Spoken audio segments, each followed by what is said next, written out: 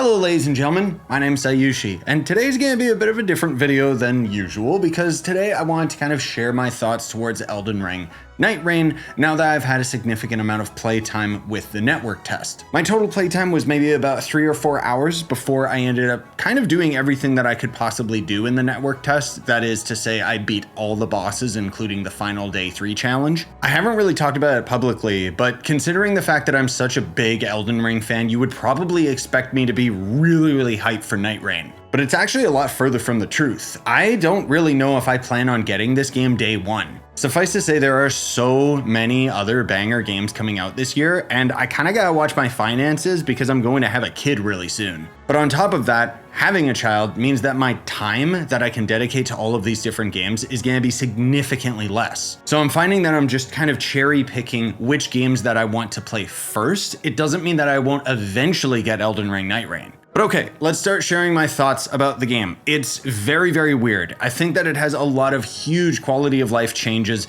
that I would have loved to see just in the base game of Elden Ring. The short summary is Elden Ring Nightreign is basically a battle royale mixed with a roguelike. You'll pick an expedition similar to a hunt in Monster Hunter, get thrown into the map at a random location, and you are tasked with completing as many little dungeons as possible nice and quick so that you can get passive buffs to your character, better gear, whatever. The fog slowly rolls in, eventually forcing you to fight a boss for day 1, and if you defeat that boss, the fog goes back out, and you kind of repeat the process until you fight the day 2 boss. If you can beat the day 2 boss, you are just thrown into the final day 3 arena, where you can take a moment to breathe, buy some gear, upgrade your stuff, so long as you have all of the resources to do so. Then you fight the 3rd boss and more than likely die. And this is where I start to see problems with the game, because for me, I like learning a boss. I like fighting them over and over again. Even if I die, it's fine. But if you want to end up practicing on like the main expedition bosses, it means that you have to go through roughly 30 to 40 minutes of grinding through days 1 and 2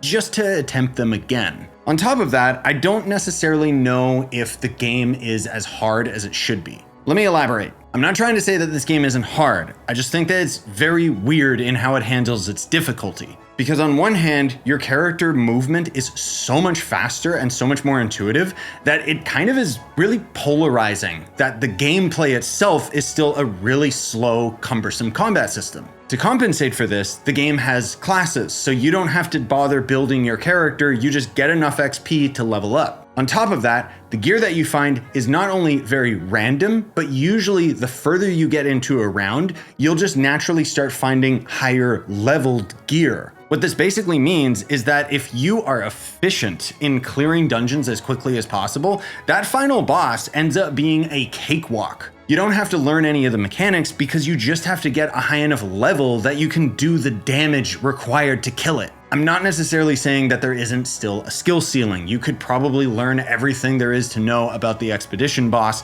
and then you could just kill it in one run, even if you're level 1. But there's a lot less incentive to do something like that in this game because the game loop is so weird. And what do you end up winning for your victory? Relics. Passive items that you equip to your character that don't change their looks or anything like that. It just gives you passive stats.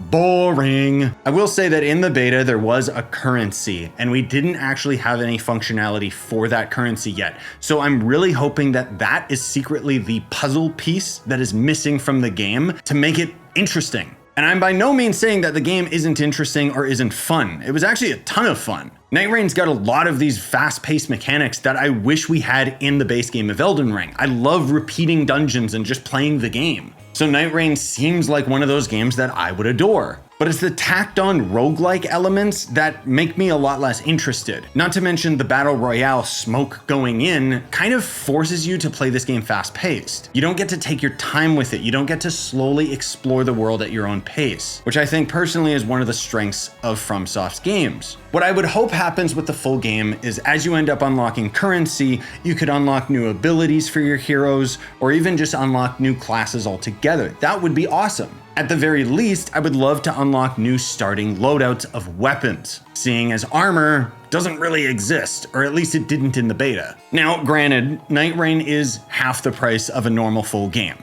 But as I stated previously, there's just so many big ass games coming out this year. Like in May alone, we'll have already heard about the Switch 2 and whatever else is coming for that. Doom comes out. There's so many other games that I can't really judge and say are better than Elden Ring Nightreign, but Elden Ring Nightreign just kind of feels like treading the same ground. At its core, it's still the same game, so it's not as fresh or exciting for me, being a freak that has like over 400 or 500 hours in Elden Ring. But there's also just those little mechanics that are kind of eating away at me and make me less and less interested. Sure, there's a lot of amazing quality of life gameplay additions, but the camera still sucks ass. Oh my god, I get to fight Nameless King in Elden Ring? Well, I'm assuming he's an expedition boss, so the only time that you can fight him is after going through days 1 and 2. Either Nightreign needed to end up being paid DLC for Elden Ring, or frankly speaking, it needed to be free to play, with a currency that you could grind or pay money for to unlock classes and skip progression. I would be a lot more open to that, or even the idea of an Elden Ring gacha game. I know that that sounds like a sin amongst men, but I think that they're taking a lot of risks with Nightreign in its game loop and progression system that they should have taken a little bit more risks, tried something really off the wall. But another negative point against the game is Bandai Namco. I hate them as a publisher because they shoehorn in all of this paid content crap. I'm already a sucker that I bought the collector edition for both Elden Ring and the Elden Ring DLC of Shadow of the Erdtree, and man, it was expensive. It basically ended up giving me those special limited edition figurines that just sit behind me doing nothing. But every time I end up having to deal with Bandai Namco, I hate it. Their customer support is terrible, and the box that they sent me for my collector edition of Shadow of the Erdtree arrived wet. But here we've got Elden Ring Nightreign and Bandai Namco doing it again with a collector edition figurine that's gonna be like $300 or $400 US, not to mention DLC that's already planned and going to add additional characters. I don't know how I feel about that. I know the overall tone of this video was quite negative, but I'm just trying to paint a picture of how cautiously optimistic I am about this game. Like I said, I'm sure that I'm going to end up picking it up at some point in time, but I don't really have any plans of picking it up at launch. And maybe by the time I've got other games like GTA or Doom or whatever, I'll have completely lost interest in Nightreign. We already know that FromSoft is working on their next big Souls-like, so this to me kind of feels like a Zelda Echoes of Wisdom game. This is like the appetizer to keep us from starving while we wait for the next real game. And I want to be very clear, I'm by no means saying Nightreign is bad, I'm just expressing my own disinterest towards it. I may end up eating my words, maybe when it comes out I'll be super hyped about it and I'll have a lot of extra time on my hands because maybe the baby's, a little bit more relaxed and sleeping all the time, I don't know. Who knows what the future holds? I most certainly don't because I'm not Doctor Strange. But the point is that as it stands right now, I don't really have much interest in Elden Ring. I didn't to begin with, and especially now after I've been able to play it. While I think it would be a lot of fun to play through this game with friends, I oddly enough don't think it has that much replay value because once you end up beating one of the mainline bosses, there's not much incentive to do that again, save for the fact that maybe there's some rare power items that you could unlock from them. But because of how weird the game is, I don't really have the incentive to go out of my way to grind everything like I would in an open world game like Elden Ring where I take everything at my own pace. Anyways, what do you guys think about that? Maybe you think I'm crazy. Maybe you think this is the most hype game of the year. Let me know what you think in the comments. Again, this is a game that's definitely on my radar and probably will inevitably end up making it onto my game of the year list. But I'm just not, oh my god, I'm shaking with excitement for it.